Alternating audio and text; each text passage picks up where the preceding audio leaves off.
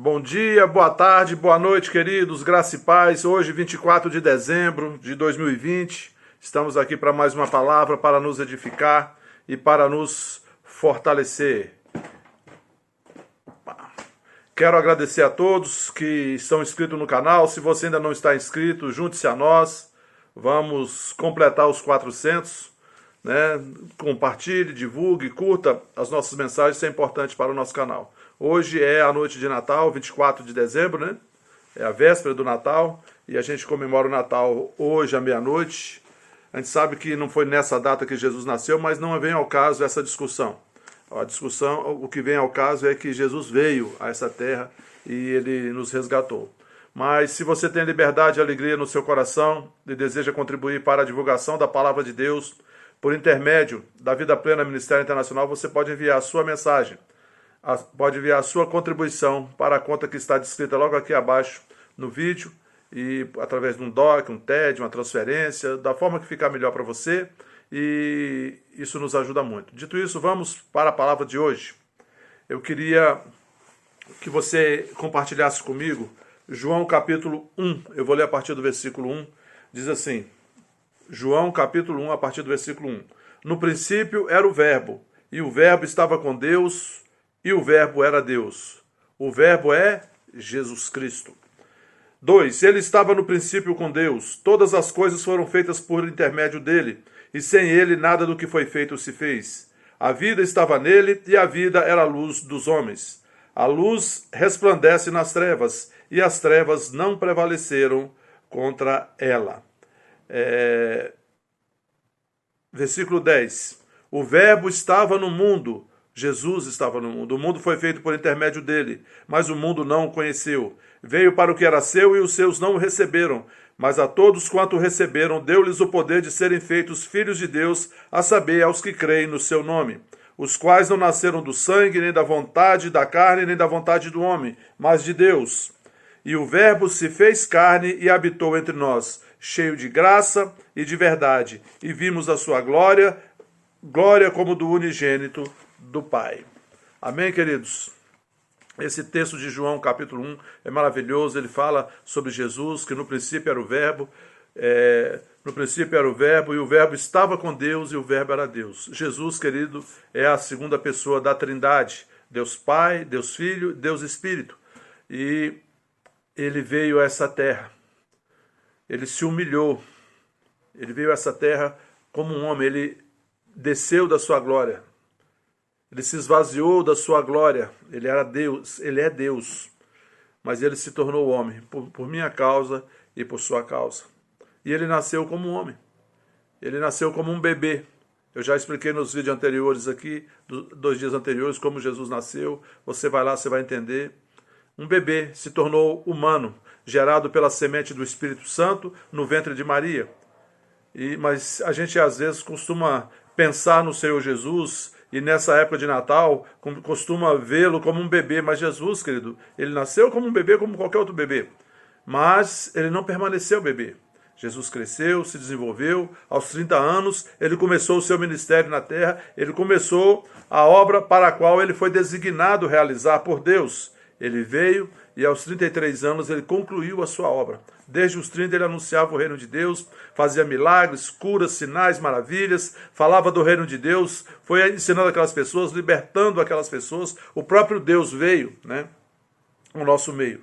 E aqui em João capítulo 1, versículo 14, quando diz, e o Verbo se fez carne e habitou entre nós, cheio de graça e de verdade, e vimos a sua glória, glória como do unigênito do Pai. Essa palavra habitar, habitou, no original, querido, o significado dela é tabernaculou.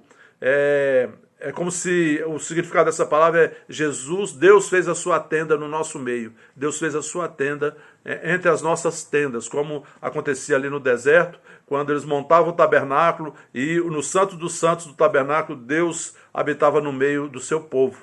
Então essa palavra habitou significa tabernacular, ou seja, fazer a sua tenda no meio. Jesus veio e realizou aqui, fez morada em nosso meio, habitou no meio de nós. Para isso, querido, Jesus ele se humilhou. Ele se humilhou ao ponto de descer a nossa condição de homens, de humanos, para buscar e salvar os perdidos. Jesus, queridos, ele ali na cruz do Calvário, ali naquele momento ali da crucificação, você não sabe o quanto ele foi humilhado. Ele apanhou, ele sofreu, ele foi cuspido, ele foi esbofeteado, ele foi humilhado, xingado, sabe? Tudo aquilo ele suportou mansamente por minha causa e por sua causa. Por fim, ele foi crucificado.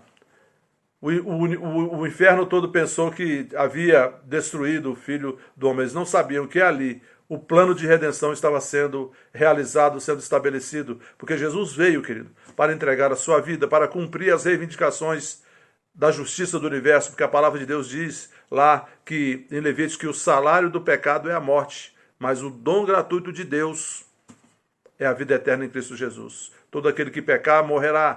Então, sem derramamento de sangue, não há remissão de pecados. Então, precisava do homem para resgatar a humanidade, por conta que Adão entregou a autoridade ao Satanás, Adão se vendeu a Satanás, recebeu a natureza de Satanás e precisava de um homem resgatar. E aí Jesus veio na forma humana. Deus se fez homem e habitou no meio de nós e nos resgatou. Passou 3 dias ali no inferno, querido, sofrendo humilhações, e o diabo imaginou, o inferno todo em festa, imaginando que haviam vencido.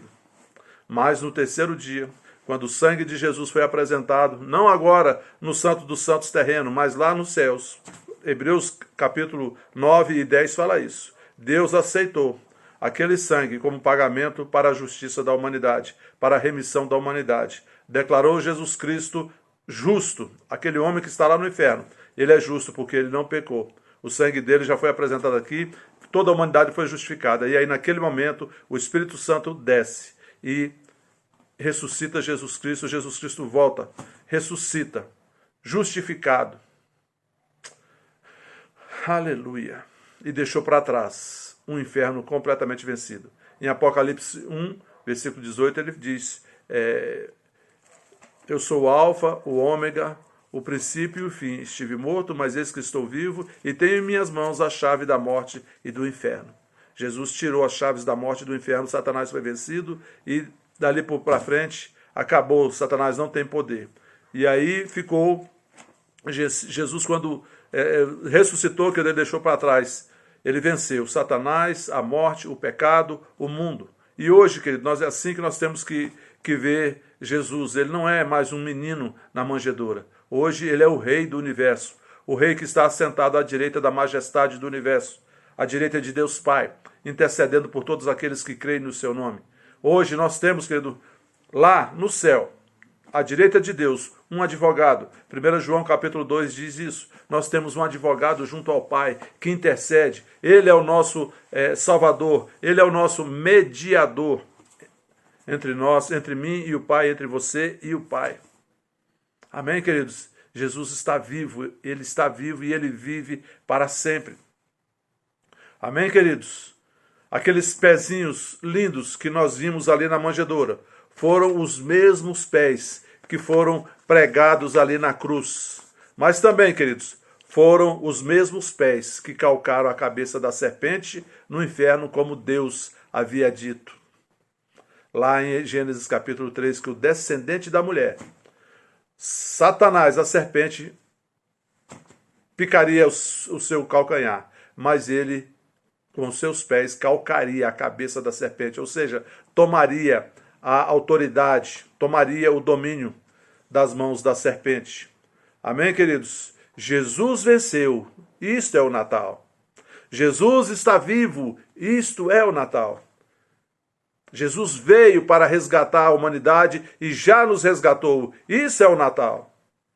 Jesus voltará para levar a sua igreja, para levar a sua noiva. Isso é o Natal. Isso é o motivo de nós celebrarmos o Natal. Celebrarmos que o nosso Senhor, o nosso Salvador, está vivo e ele vive para sempre. E ele não nos deixou só.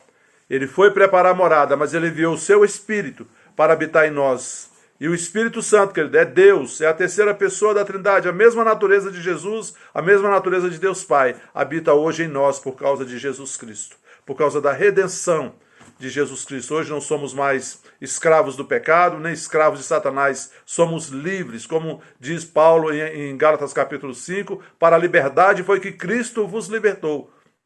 Não vos coloqueis de novo em jugo de escravidão. Hoje somos livres, porque Jesus nos libertou. Somos salvos, porque Jesus nos salvou. Somos curados, porque Jesus nos curou. Somos livres, porque Jesus nos libertou. Vamos celebrar, querido. Nosso rei está vivo. Não é um menininho, é um rei que está sentado à direita da majestade, reinando com cetro de justiça por toda a eternidade. O menino venceu, porque a promessa que Deus deu lá em Isaías já foi cumprida. Porque um menino nos nasceu, um filho se nos deu. Vou ler aqui para vocês Isaías capítulo 9, para encerrar esse texto, essa mensagem. Isaías 9, versículo 6. Porque um menino nos nasceu, um filho se nos deu. O governo está sobre os seus ombros, e o seu nome será Maravilhoso, Conselheiro, Deus Forte, Pai da Eternidade, Príncipe da Paz, para que se aumente o seu governo e venha a paz sem fim sobre o trono de Davi e sobre o seu reino, para o estabelecer e o firmar mediante o juízo e a justiça, desde agora e para sempre. O zelo do Senhor dos Exércitos fará isso, e já fez. Jesus já veio, já cumpriu a missão, já nos redimiu, já nos libertou, já nos salvou. Agora, querido, como Jesus diz em João capítulo 3, o próprio Senhor Jesus diz que Deus amou ao mundo de tal maneira que deu o seu Filho unigênito para que todo aquele que nele crê não pereça, mas tenha a vida eterna. João 3, versículo 16. E no 17 diz, porquanto Deus enviou o seu Filho ao mundo, não para que julgasse o mundo, mas para que o mundo fosse salvo por ele. Quem nele crê não é julgado, mas o que não crê já está julgado, porquanto não crê no nome do unigênito Filho de Deus. E o julgamento é este, que a luz veio ao mundo e os homens amaram mais as trevas do que a luz, porque as suas obras eram más. Queridos, quando Jesus veio a essa terra, ele veio e trouxe, nos revelou o Pai. A palavra de Deus diz em 1 João capítulo 4, diz que Deus é amor, e Jesus veio nos revelar Deus como Pai, e veio nos revelar Deus como um Pai de amor, e veio revelar a natureza de amor do nosso Pai.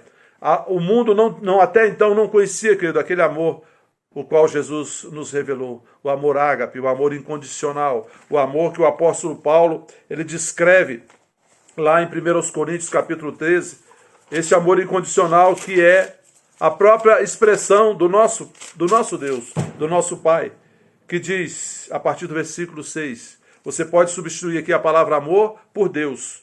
O amor é paciente, Deus é paciente. O amor é benigno, o amor não arde em ciúmes, não se ufana, não se ensoberbece, não se conduz inconvenientemente, não procura os seus interesses, não se exaspera, não se ressente do mal, não se alegra com a injustiça, mas regozija-se com a verdade. Tudo sofre, tudo crê, tudo espera, tudo suporta. O amor jamais acaba. Amém, queridos?